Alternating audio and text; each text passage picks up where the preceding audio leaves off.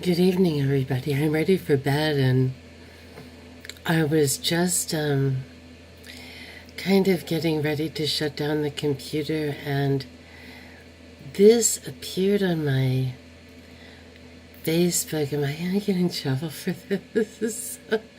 I don't know. I'll have to say that I somehow didn't remember doing it because there's a friend of mine in this, so I don't want to be too personal, and yet it's like summing up just like everything as well. And okay, so here we have it, right? The usual, right? The usual. This is my friend with the usual Illuminati band, right? It's like the blood red background, the little devil horns, this guy with his little demonicness. We'll get to her in a minute. We've got another picture of her like that. And, you know, when I saw her t-shirt, I was like, oh God, don't let it be the cliche, like, see you in hell. Like, just don't let it be that, right? And then in this little piece of literature about the evening, it does say that she didn't wear a shirt, see you in hell. I was wearing my new shirt with the NASA Insight. Okay, and this is my friend who is great, and I won't sort of give him away, but he does work at NASA, and his job is designing the logos that are on the rockets. And we even went to a launch, you know, whether or not it's, you know, it really was or not. Some people say, oh, those rockets come back down in the water. But I've been looking at them lately, and I think anyone can go on to NASA, but they're always very dark. They're always like, this is like, they're black, then red. They're usually just very like strange. This one's orange, and it looked like a video that I saw on the whole thing about orange and Masons, and I don't even know if I can get into that right now. It's so much, but it was intense just seeing my NASA friend with these kind of the demonic band. And then I just went to Anastasia's site, and it was like I was like at a pizza cooking, Pizzagate, sorry. It was like being at Pizzagate. And it's like, wait a minute, we've got the NASA Pizzagate connection, is that it? Is this like, I guess she's like the poor man's Pizzagate in LA. And, yeah, but it was like, oh no, once again, our kind of, the theme of red. It's getting so tired now, isn't it? The whole theme of all this, the macabre, right? This, we're going to be gross. There's something just rather infantile. Oh, there's your little Masonic hat in the middle. Yes. And I'm just kind of winging it here, you guys, but we're just, oh, there we go. Devil horns on our little couple here. Aren't they wonderful? And, I just don't want to get into like too much of like personal stuff on the Facebook, but he also always has himself at these Beverly Hills, really rich, like Chinese diplomat parties.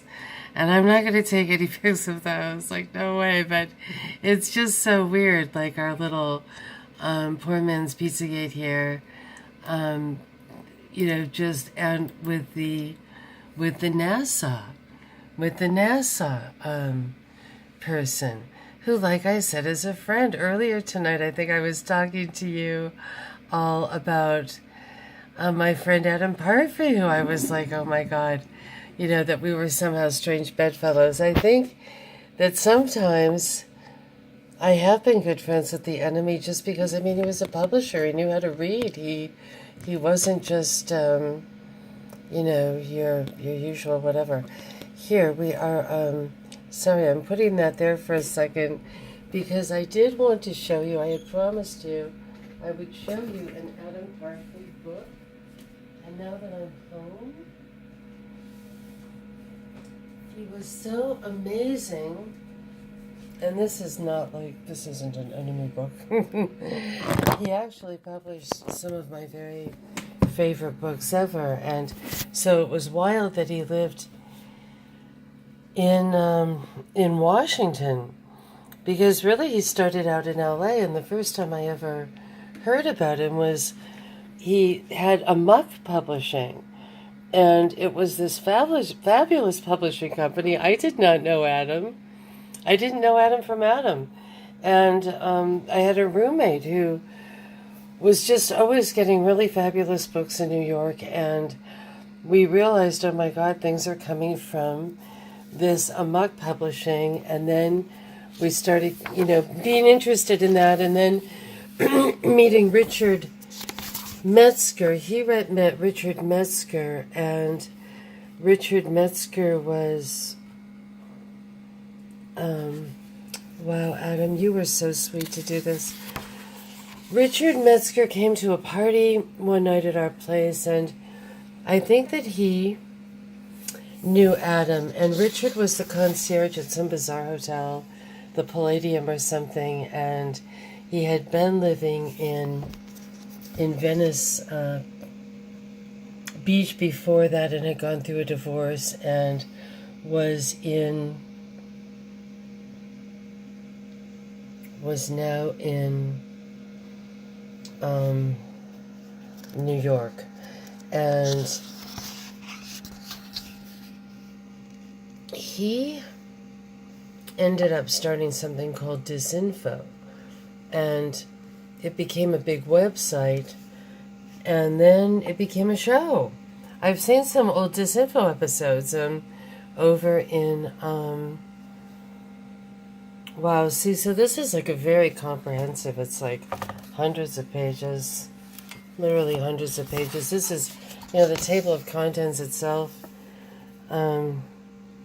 is really huge, and he's just got absolutely everything in here. And the widow's son, you know who talks about the widow's son and who has a really nice video is Jay Parker. And I'll put a link down, because my favorite one of his is where he's just sitting in a park talking to someone. You know, I think sometimes when people are on podiums, things just get to be too much. It's fun at the events. It's good to watch them, but there's something very natural about that particular video where everything just really comes into being.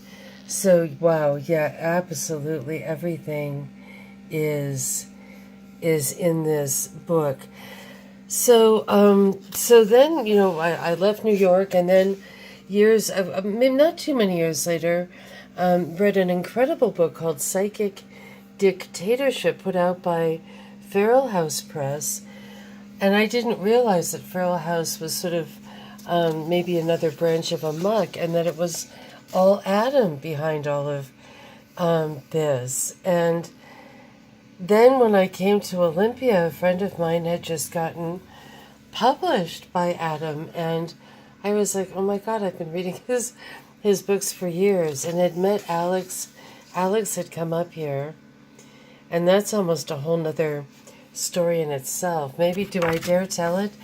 Alex Constantine, it was amazing. It was like, oh my God, this amazing author is coming to visit. Well, that was right at the same time that Ron Patton, and I'll put a link for him too, he now is the owner of Paranoia magazine, but Ron had been living in our neighborhood, and he had a little conspiracy breakfast club on Sundays that was really wonderful to go to. It was like a little potluck, and people would tell their stories. There was a guy there, and some people like would just use nicknames. There was a guy there named Dark, And he said his mother had served coffee to